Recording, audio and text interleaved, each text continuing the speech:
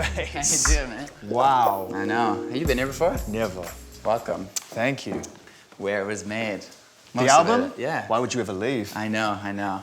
Well, you go crazy if you stay too long, I guess. But usually you can see the ocean from here, which helps. Yeah, we got it. We got this place on a rare and kind of rainy, foggy California day. I kind of like it, actually. I love it.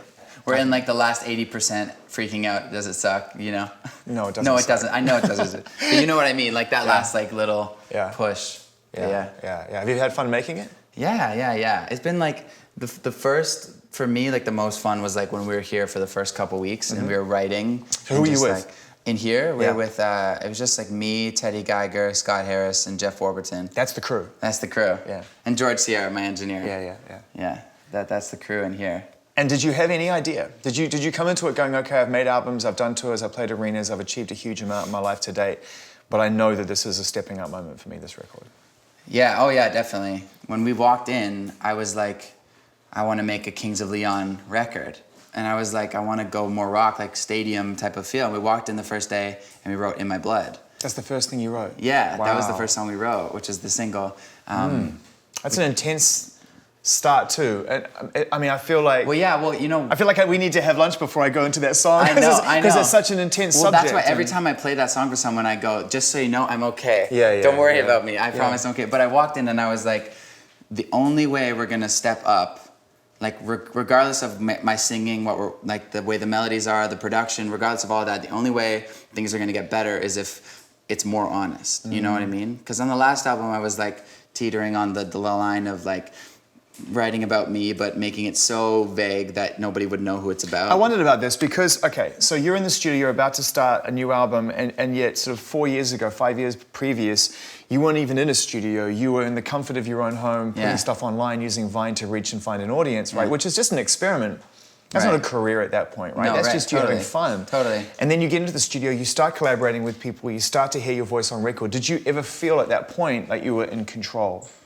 No, and you also like, the cool thing is that when it comes down to like being honest in your music, this is why people like John Mayer and Ed Sheeran are so incredible, is they literally are just like, they put aside life and they put music in a different category. Because when you're writing something super honest and about people you care about and about things you've been through, the last thing you want to do is like relive, upsetting experiences or like, but that's the music that travels and connects with people. The transparency and honesty, man, that's the trade. Yeah, so he came in and I was like, guys, like, I don't know what we're gonna write, but let's just be really, really honest. And that's why I started with like the whole like, laying on the bathroom floor, like how raw can we get? And let's work back from there.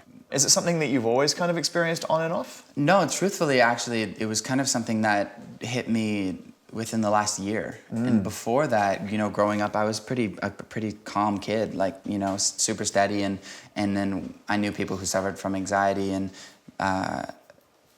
found it kind of hard to understand. And then when it hits you, you're like, oh my God, this is crazy, But yeah, but that song is just complete truth. And then the best thing about it is it's not all down, like the whole reason I wrote the song was to be like at the very end. It's not in my blood to do that. And it's one of your best performances too. It's a powerful performance. If you're going to make a Kings of Leon record, and let's be honest, it's kind of the only thing on the album that ended up sounding that much like a Kings of Leon record. It's the only thing. Yeah, I know that was and because we came in, we did that song. Yeah. And then I woke up the next day, I was like, cool, again, let's go, like get on the drums, halftime, electric guitars. Yeah. And then I remember at the end of that day, I looked around at everyone, I was like, I have no idea what type of album I'm making. What is happening, An honest album, that's all you knew at that time. Exactly. Yeah. Where were you a year ago? Where were you living a year ago? I was a year ago living in my parents' house in Pickering. Still? Yeah. You hadn't moved back, you'd never left? No.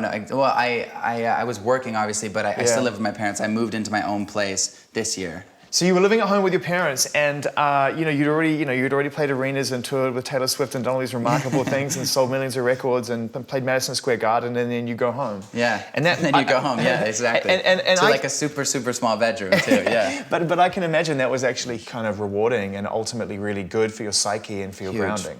And I had that realization. I was like, okay, I've been out in LA for like a month now. Yeah. I gotta go back and get some perspective. I gotta play them my music. I gotta see what they're talking about, how they're feeling. and refresh so I can come back out and do it again, you know? What were you? What do you miss most about not living at home? Now you're fresh from moving out. You've got your own space. Just like that, I guess that comfort, you know, like there's something really nice about growing up and being like, oh yeah, I can live alone. But then it's like 8 p.m. on a Thursday and you're like home and you've watched 3 movies already. Yeah. And you're like, I don't know what to do with the next 3 hours before I fall asleep. And that's when it's nice to kind of like have your dad or your mom there. And do you live on your own? Yeah, in Toronto, yeah. You do? Yeah. Wow, man. Are you good on your own? Are you in your own company? I'm good, yeah. I think I got good because I started touring in like hotel rooms but I definitely, if I'm home, I'm like, literally I'll land in Toronto and call my friend and be like, yo, come to Toronto, I'll be there in 40 minutes. Yeah. And I kind of just force them to stay with me for a few days.